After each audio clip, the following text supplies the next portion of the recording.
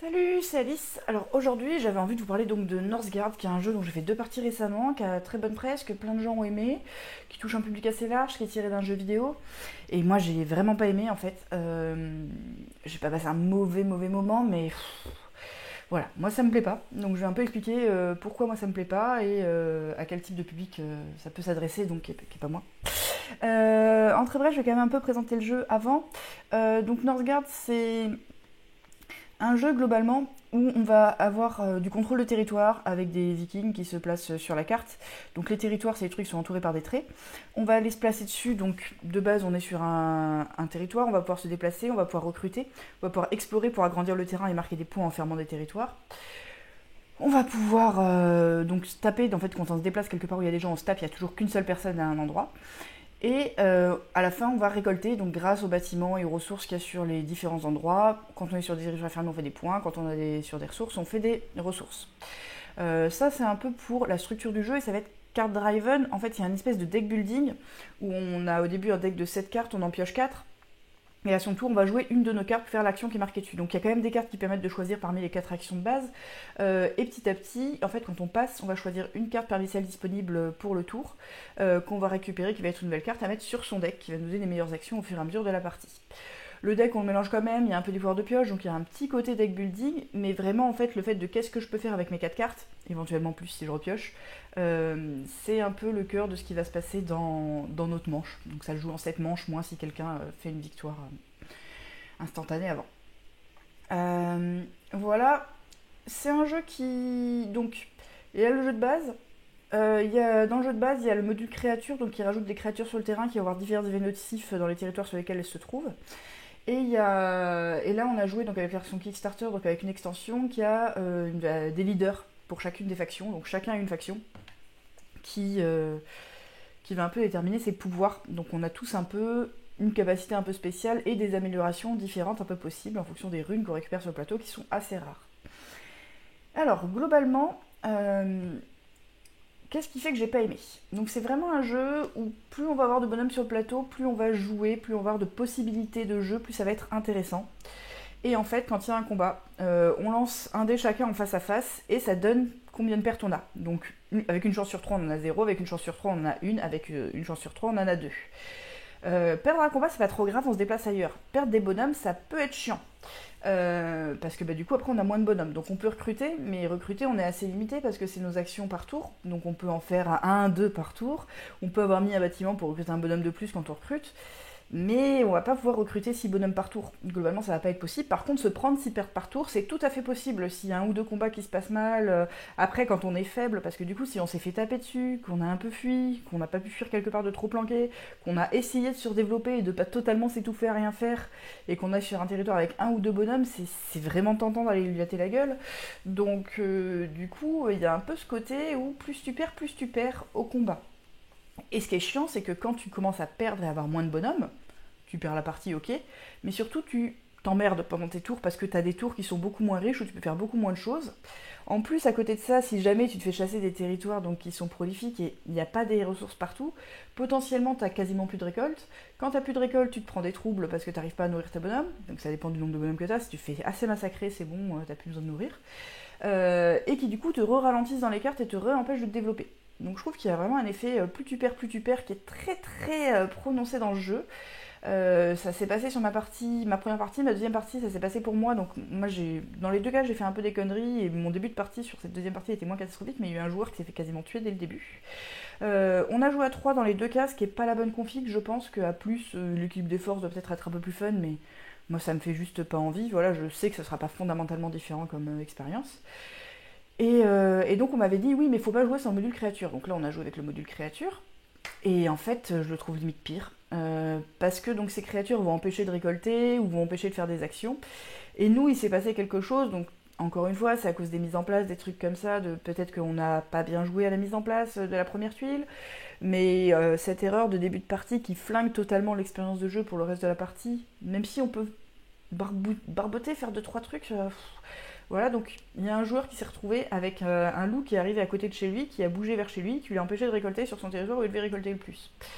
Euh, Du coup, bah, il n'a pas pu récolter, du coup il s'est pris des troubles, du coup il a été ralenti pour son deuxième tour, du coup pour son deuxième tour il s'est repris un trouble parce qu'il n'a pas pu s'étendre assez parce que bah, il avait du coup une carte de moins en main et que c'était un peu la galère.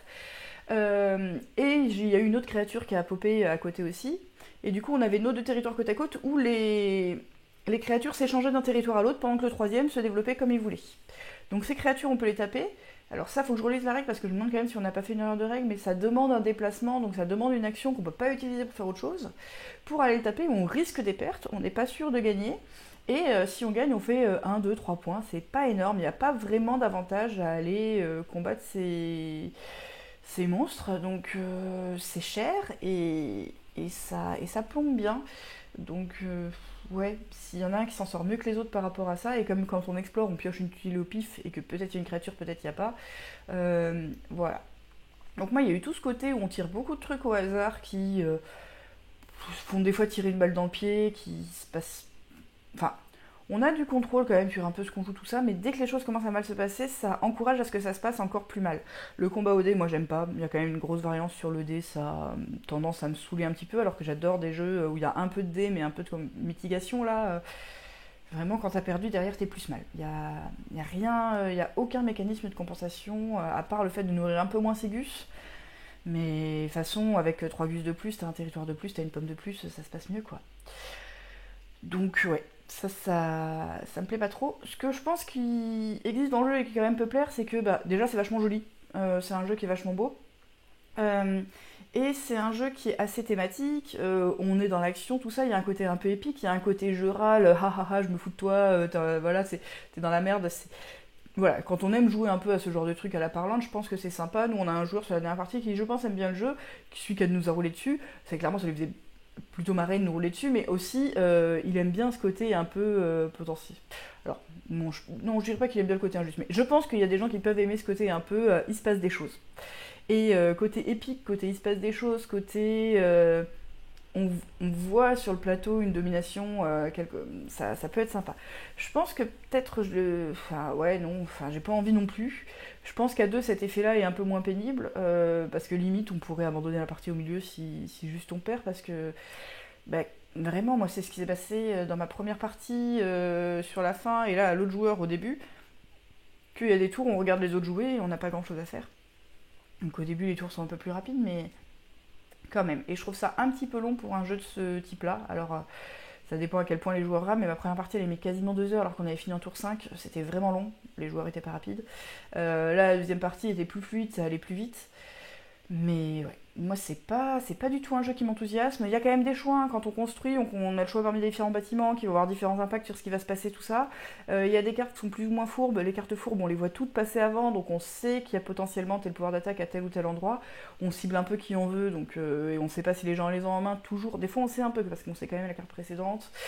Bon, voilà, il y a c'est pas du total pif, il y a des vrais choix et je pense qu'il y a des vraies erreurs à faire et que l'erreur pardonne très peu. Le fait d'avoir mal démarré sa partie, c'est quasiment KO. Mais qu'il n'y a pas que ça. Il y a aussi une part injuste. Mais même quand c'est justifié, un truc aussi punitif pour un jeu euh, un peu léger, dans le sens où c'est vraiment un jeu de conquête. Donc si on est à la masse sur les autres, alors par exemple, moi je sais que les gens disent que barrage c'est extrêmement punitif et que c'est horrible. Moi je trouve que barrage, même quand on se ramasse, alors je me suis rarement ramassé à barrage, peut-être que ça aide, hein, mais alors on n'est pas du tout dans la même gamme de jeux, hein.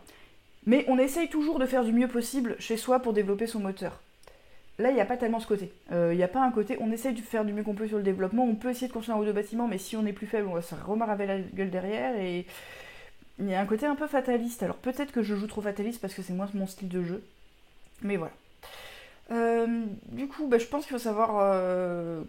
Enfin, je pense que c'est pas pour tout le monde, et je pense que c'est pas pour moi. Voilà, j'espère que ça aura peut-être éclairé quelques personnes sur est-ce que ça peut être pour eux ou pas.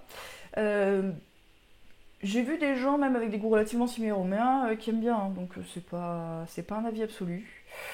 Moi, j'ai pas envie d'y revenir, mais je sais que j'ai des potes qui veulent encore y jouer, donc notamment, voilà, qui n'ont pas forcément ouvert leur boîte, ou même des gens qui aiment bien. Je ne m'opposerai pas strictement à y rejouer, enfin. C'est plus un jeu où si ça se passe mal on va se faire chier qu'un jeu qui est activement désagréable d'après moi. Ce qui est une qualité on va dire. Voilà mais en tout cas clairement c'est pas un jeu que j'irai rejouer de moi-même. C'est tout pour aujourd'hui. Peut-être que je vais refaire une vidéo sur une sortie des scènes là, qui me fait de l'œil. Voilà, donc en ce moment j'ai ma petite série. Donc je commence à regarder les jeux pour Essen, c'est pas tout de suite, hein, Essen c'est début octobre. Mais du coup il y a pas mal de... La liste des jeux qui va sortir a été annoncée, alors c'est pas entièrement complet, tout ça, ça s'augmente de jour en jour. Mais du coup je jette un œil, il y a plein de jeux qui me font de l'œil, je dégrossis un peu ça et je vous en présente certains sur la chaîne qui commencent à y avoir des infos, tout ça. Donc je publierai, alors j'ai pas encore fini de compulser toute ma liste et je sais pas quand est-ce que je le ferai, c'est pas une urgence. Euh, sur un peu ce que j'ai repéré, j'essayerai de la commenter et de la trier, donc pour le moment j'ai juste un truc un peu en vrac qui contient les 40 premiers jeux que j'ai repérés, absolument sans commentaire, absolument pas trié, donc c'est pas forcément très très utile, mais voilà. Euh, du coup, bah une prochaine. Salut!